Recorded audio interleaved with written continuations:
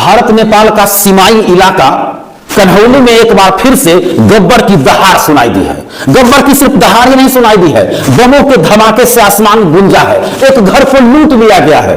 जी हां, करीब 1.5 दर्जन के आसपास, जिसमें कई नकाबपोश डकैत भी था, कन्हौली में धावा बोला है, एक घर पर धावा बोला है, वहां गिरिस्वामी की पिटाई किया है और साथ ही लाखों रुपया का जेवर एवं नगद पैसा लूट लिया है।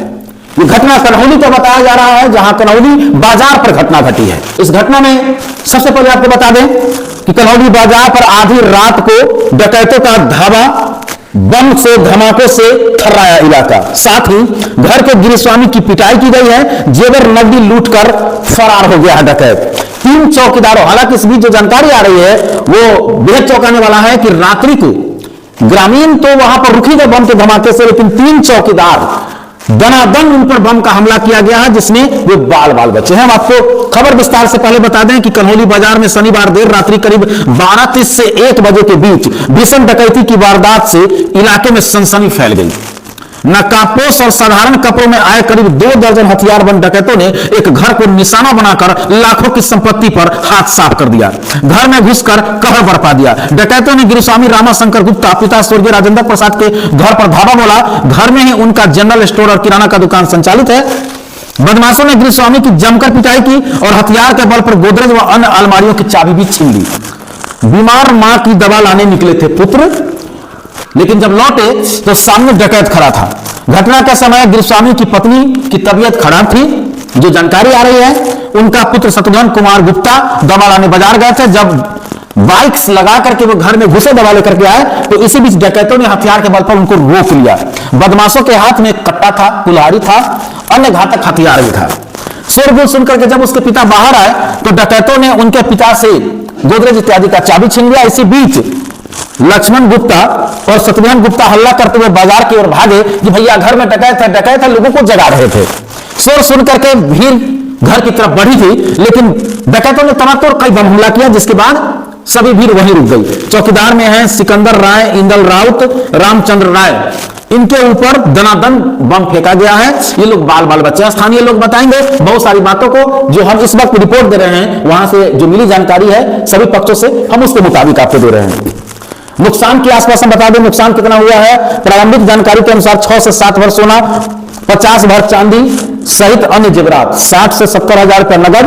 हालांकि परिजन अभी आकलन में जुटे हैं, इसमें फेरबदल भी हो सकता है। पुलिस भी जांच में जुट गई है। घटना की सूचना मिलते ही कन्हौली थाना मौके पर पहुंची थी। अन्य थानों की टीम भी बुलाई गई थी। रात में ही एसपी अमित रंजन और डीएसपी 2 आशीष आनंद वहां घटनास्थल पर पहुंचे थे। जानकारी लिए पुलिस सीसीटीवी को भी खंगाल रही है।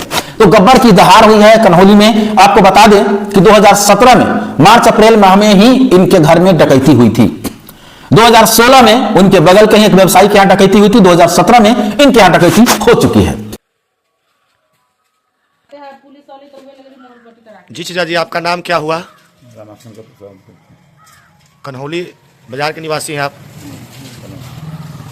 कैसे कैसे घटना हुआ, कैसे इतना बड़ा हादसा घट गया आपके साथ? 12 बजे, 11:30, 12 बजे हमारा लड़का दवाई लाने गया था ना जी। उधर से लौटा, भीतर जो मोटरसाइकिल लगाया ताले उधर से 7 आदमी पहुंच गया जी। कल मारने पीटने लगा तो चला गया साइड में जी। तब हम निकले, हल्ला हो रहा है। अच्छा, आप लोग के साथ देखते हैं मारपीट भी हुआ है बहुत जम के, बहुत सब सर सामान सब ले गया, देखे हैं पूरा एकदम तोड़ ताड़ के ले गया। दारू पानी पिए वाला काम है, समझ ला। दारू प्रशासन सब तो पैसा मिल गया, दारू ले गए। क्या है घटना का मुख्य कारण, क्या हो सकता है? दारू, नशा और गति। अब वही सब कोरेक्सिया सब होता है, दारू होता है, ये सब तो बंद होना चाहिए। यहाँ तक कोरेक्स का भी धंधा ज्यादा है, दारू यहाँ जा सकते हैं। मतलब काम करता है, इधर उधर मुकाते रहता है, गांजा पीता है, दारू पीता है, शाम तक घूमता रहता है, 9 बजे, 10 बजे, 11 बजे रात तक। वही ना होता है, वही सब अंजाम दिया होगा, वही सब। कौन देगा इसमें? देखिए, यह घर जो है, जो पीड़ित का है, बेचारे एक एक पूंजी जुटा करके, बहुत मेहनत करके इतना जुटाए हैं।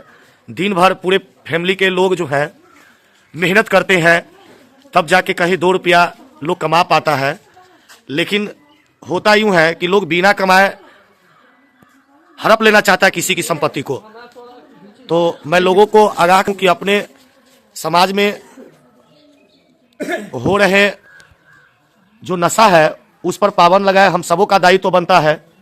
देखिए इधर चौर पड़ता है, इधर से हो सकता है आया होगा और इधर से निकल गया है, जैसा कि हमें जानकारी मिली है। आगे शायद 1-2 ब्लास्ट भी किया गया है। कुछ लोग हैं यहाँ, अभी सभी परिजन लोग इनके सोए हुए हैं, क्योंकि रात की घटना है। इनको मारा पीटा गया, इनके साथ बदतमीजी भी की गई है। लोग सहमे हुए हैं, डरे हुए हैं। पुलिस प्रशासन से गुहार लगा रहे हैं ये लोग कि हमें न्याय चाहिए। क्या जिंदगी में मेहनत करके धन अर्जित करना कोई गुनाह है? धन्यवाद। हालांकि एक बड़ी बात जो हम हर कवरेज में कहते हैं और यहां भी कहेंगे, वहां से भी बात सामने आ रही है कि आजकल नशा का प्रचलन है। और जब मैं नशा की बात करता हूं, कनौली से सटा हुआ भारसर का इलाका, बाजार मतलब भारसर, एक आदमी नहीं मिलेगा आपको जो तस्करी के खिलाफ बोल सके।